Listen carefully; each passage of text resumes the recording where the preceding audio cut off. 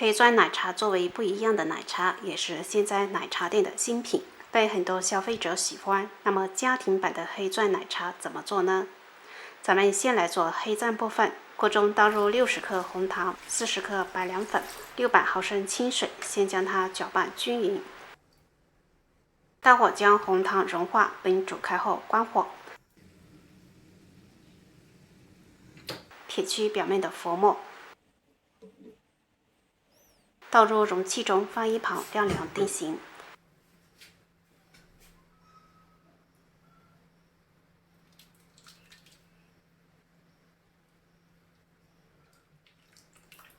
另起锅，倒入100克白糖、20克红茶，开最小火炒出糖色。整个过程需要不停地搅拌。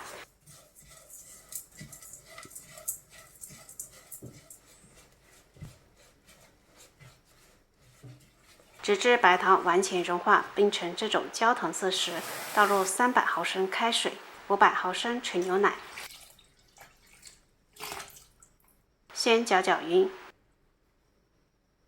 转中火将奶茶煮开。煮开时关火，盖上盖子焖5分钟。先来看看咱们做的黑钻，已经完全成型了。用小刀将它横竖划成小块。小块一定要比你准备的容器口要小。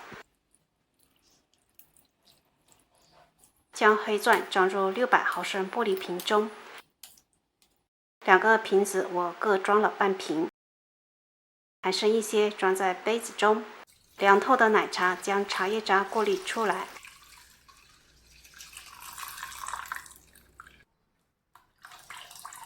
再将奶茶倒入玻璃瓶中，咱们的黑钻奶茶就做好了。外面一杯15元，在家也能复刻。奶茶控们不要再去奶茶店排队了，咱们家里就能随时喝。好啦，这期视频就分享到这里，喜欢的朋友可以在家试一下。